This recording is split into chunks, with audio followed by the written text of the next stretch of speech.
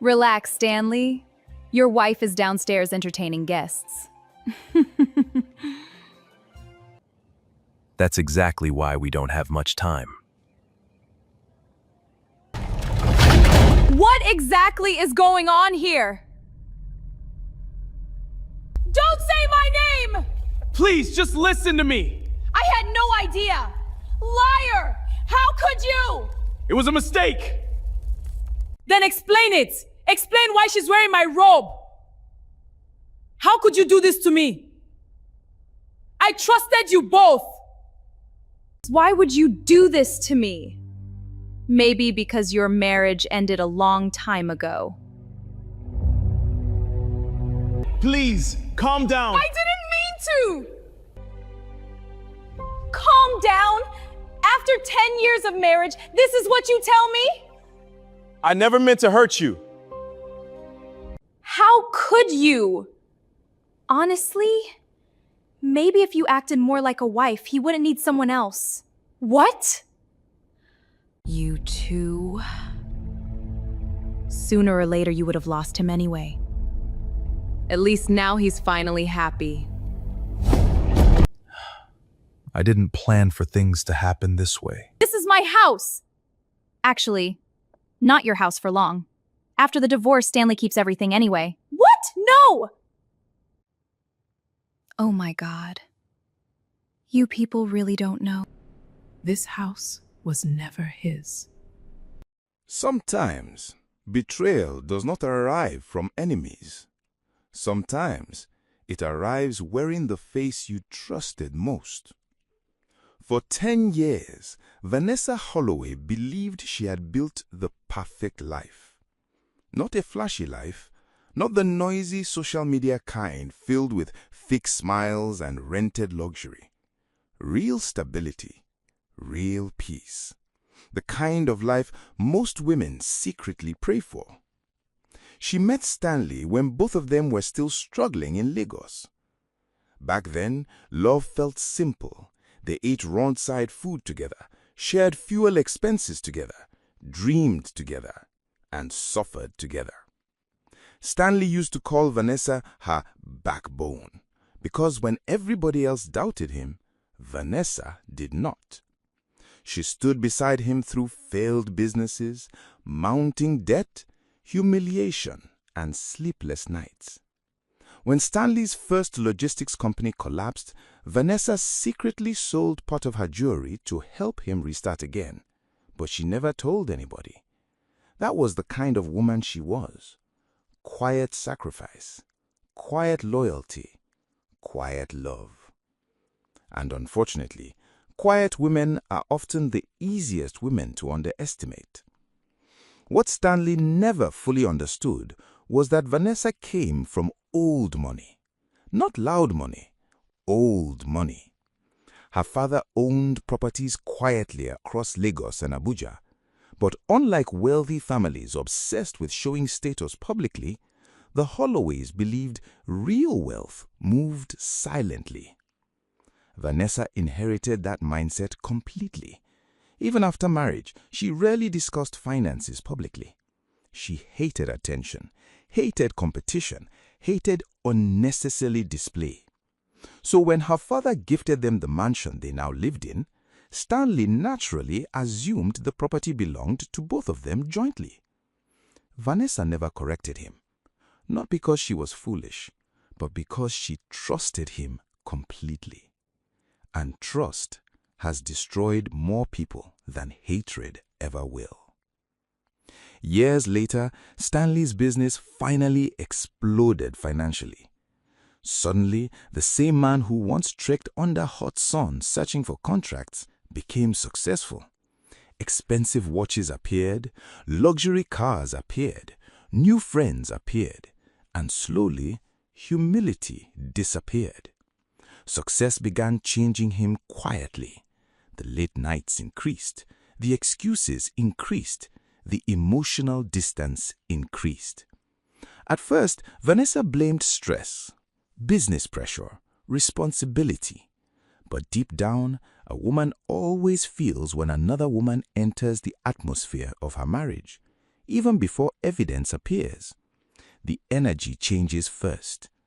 And unfortunately for Vanessa, the other woman was already inside her inner circle. Clarissa Moore, her best friend. The same woman who attended their wedding. The same woman who once cried on Vanessa's shoulder after heartbreak. The same woman Vanessa defended repeatedly for years. Beautiful, charming, socially intelligent, but secretly addicted to comparison. Clarissa hated losing silently, and nothing frustrated her more than watching Vanessa live the peaceful life she secretly wanted. Because while Clarissa jumped from relationship to relationship searching for wealthy men, Vanessa naturally became the wife of one. Envy began growing silently inside her. At first, it was harmless comments, small jokes, passive-aggressive compliments. "Oh wow, you're so lucky Stanley became rich after marriage. Some women really know how to secure soft life. You better hold him tight before Lagos girls steal him."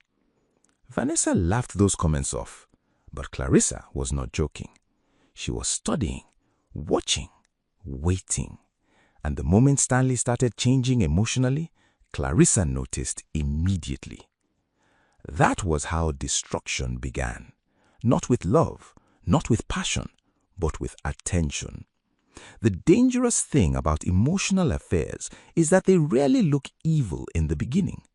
Sometimes it starts with late-night conversations, business advice, comfort during stress, tiny emotional openings, until one day, boundaries disappear completely, and by the time guilt finally arrives, betrayal is already fully grown. What Stanley still didn't know that night was that Stanley himself had been hiding another dangerous secret for years, a secret capable of destroying everything. Because 7 years earlier, during one terrifying financial crisis, Stanley nearly lost everything: debt, lawsuits, bank pressure. At the time, one legal advisor gave him a shocking recommendation: transfer all major assets temporarily into Vanessa's name, for protection in case business enemies attacked financially. The mansion, the land documents, the investment shares, everything. And because Stanley trusted his wife completely back then, he did it without hesitation. But years later, after success entered his life, he forgot one important thing: the assets were never transferred back, which meant the empire he proudly flaunted publicly legally belonged to the woman he had just betrayed upstairs. And destiny was preparing to embarrass everybody involved. Downstairs, the party continued normally. Guests laughed loudly, champagne flowed endlessly, music filled the mansion beautifully. Nobody knew an entire marriage had just died upstairs. And strangely, that was the part hurting Vanessa most. The world was still moving normally, while her heart collapsed inside her chest. For several minutes after leaving the bedroom, she locked herself inside the guest bathroom silently. Not crying, not screaming, just staring at herself in the mirror. Sometimes, heartbreak is too heavy for tears immediately. Sometimes, shock arrives first. Her mascara had slightly smeared beneath her eyes. Her breathing trembled unevenly. But what disturbed her most was not Stanley. It was Clarissa. Because husbands cheat every day, but betrayal from a best friend destroys something deeper. It kills trust itself. Vanessa remembered university days vividly, back when Clarissa had nothing: no apartment, no stable relationship, no direction. There were nights Clarissa slept inside Vanessa's tiny hostel room because she had nowhere else to go. Vanessa defended her during scandals, lent her money repeatedly, even helped her secure her first serious job through family connections. And now, that same woman stood confidently inside her bedroom, wearing her robe. Life had a cruel sense of humor.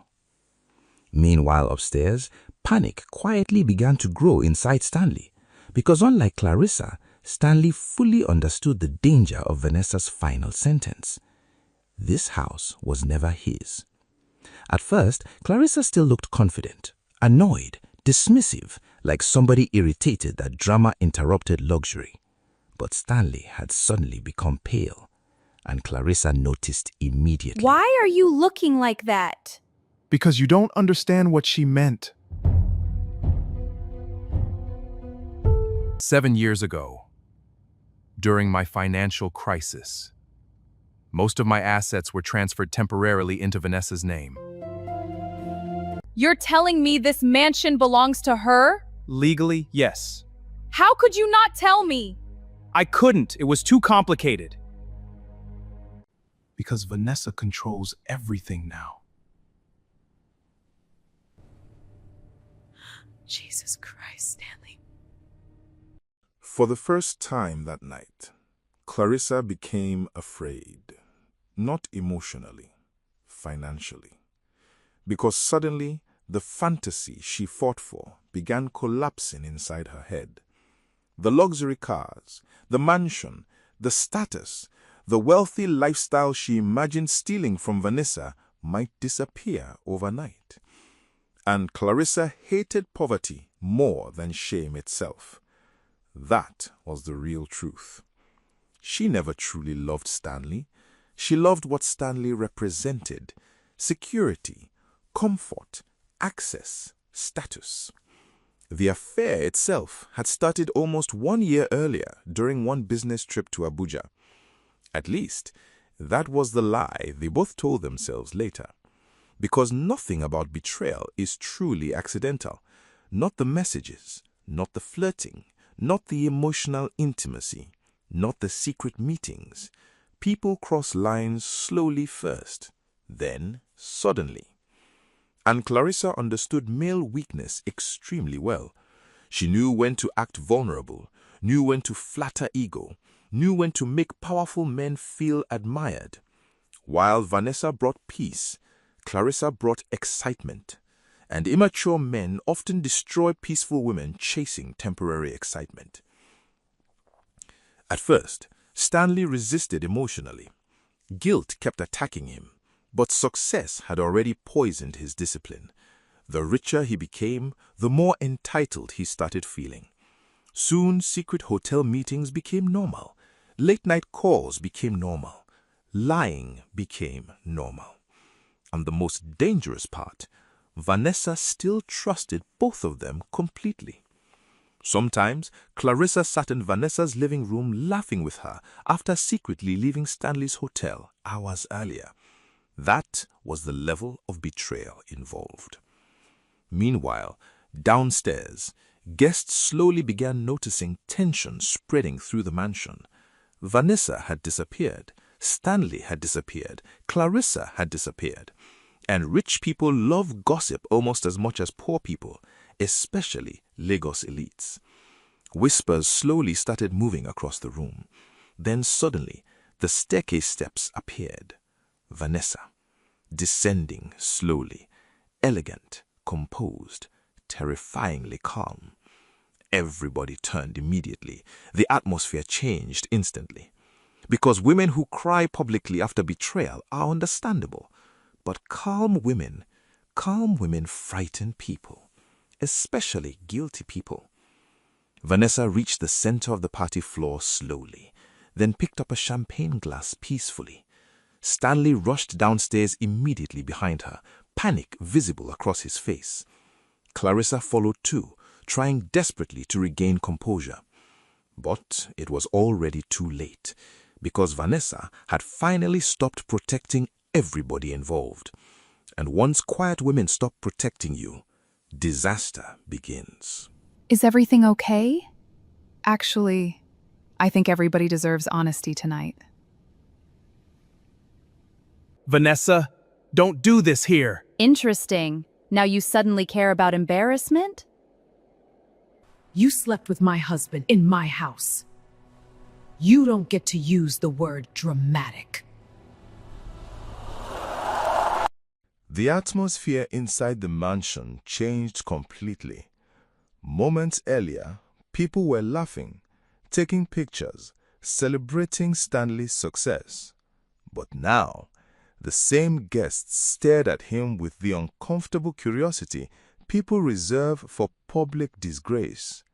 And nothing humiliates powerful men faster than losing control publicly, especially in Lagos high society. Whispers spread across the room rapidly. Wait, the properties belong to her? So, he cheated while living in her house? Jesus! Stanley stood frozen, sweat forming beneath his collar despite the cold air conditioning. Meanwhile, Clarissa's mind was racing dangerously, because suddenly she understood something terrifying. If Vanessa decided to destroy them legally, everything could disappear overnight. And Vanessa was no longer heartbroken. She was angry now. And quiet women are far more dangerous than emotional ones.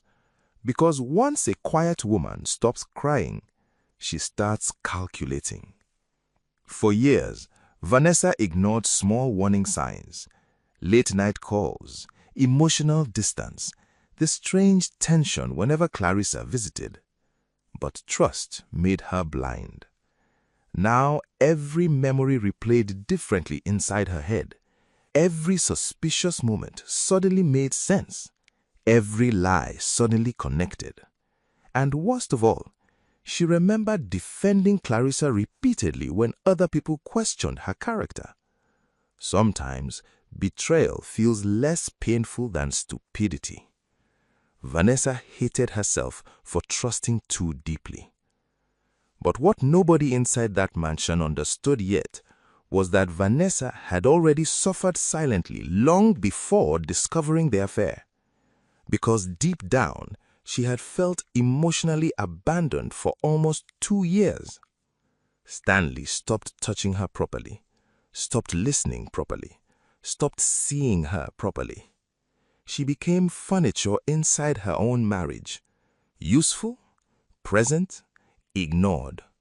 And sadly, many women stay loyal inside relationships long before love has already left, not because they are weak, but because hope is addictive. Meanwhile, across the room, Clarissa slowly realized guests were starting to judge her openly now. The same elite women who laughed with her earlier suddenly avoided eye contact. Because society may secretly tolerate mistresses, but public exposure changes everything, especially when betrayal involves a best friend. Clarissa hated embarrassment, and tonight, embarrassment had finally found her. But while Vanessa stood downstairs exposing betrayal publicly, another dangerous secret was still hiding quietly in the shadows. Because upstairs, inside Stanley's private office, sat a document capable of destroying everything completely. A document Clarissa was never supposed to see. And the moment that secret finally enters the light, someone inside this mansion will lose far more than love. They will lose everything. Thank you for watching, sweet folks. If you enjoyed this story, don't forget to like and subscribe so you never miss any of the sweet and captivating stories we have in store for you on this channel. And tell us in the comments, what lesson did you learn from this story? And where are you watching from?